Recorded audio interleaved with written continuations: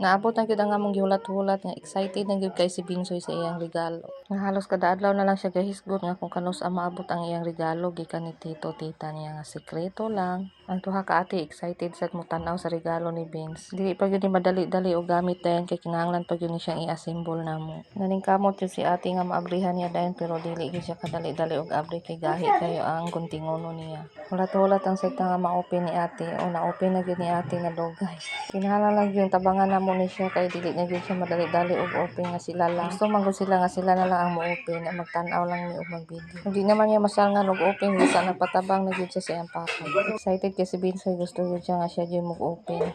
Perting kita agad sa kamot ni Binsoy nga nitabang gyud siya pugo nga para maabri na lang gyud dayon ang box. Pila na gyud kaadlaw niya hulat-hulat ani niya may hilak-hilak pa kay gusto gyud lang niya nga maabot dayon ang iyang regalo. Ug na-open na gyud nila ang box ug mao ni ang color sa motorbike electric na. Ug mao ni siya ang electric motor kids.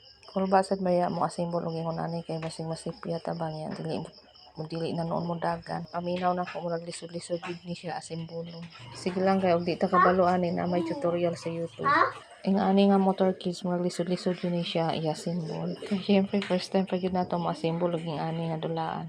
Pero nakatry mig order sa Shopee nga gi-assemble na namo pag abot diri pero lisod-lisod sad kaya ang plan. Kini kuptanan mo ni siya ibutang di sa atubangan para makataod na ni og lihit. Medyo kapoy-kapoy sad ang ani nga mag-assemble pa ka at maghunaw-huna ka nga kung asa sila. Nga maghunaw-huna sad ta kung okay ba ang iyang electric diri sa sulod kung wa ba nga photo sa pag. May nalang gani kay ang ligid diri sa likod nakataod na siya daan built-in na siya. Ang sa atubangan na lang gyud ang among giproblemahan ani og unsaon pagtaod.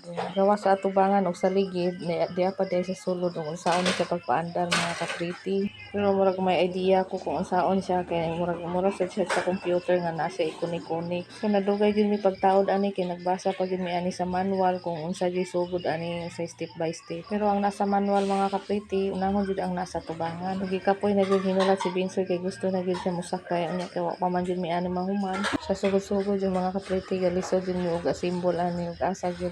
Ug nagkagubot ang gyud ang among agi kay naa pa mga screw nga kakatag kay hilabtan sa ni Binsoy gusto sa siya mutabang. Kung nauna ani murag magabinan gyud ni assemble ani kay murag dugay-dugay gyud namo nasabtan.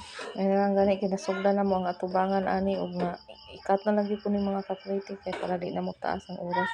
Pagka next day na ni nagamit na mga ka-pretty kay kinahanglan pa siya i-charge og 16 hours so saan mo igamit first use niya. Perting dipaya sa among Binsoy nga nagka-motor-motor na siya. Nga siya adto na siya sa iyang mami May kay ipakita niya iyang bagong motor. Then siya pakita ni mamay niya kay ipakita lagi niya kay nakaandar na ang motor niya. Syempre kitang inahan malipay gyud tang maglantaw sa tong anak nga malipayon sa iyang regalo. 1 to 2 hours siya malubat mga ka-pretty pero kung first use pa siya 16 hours kung second use na siya mga pwede na siya 5 to 8 hours ang pag-charge ani og dinhin na lang mga ka-pretty. Salamat sa pagtan-aw.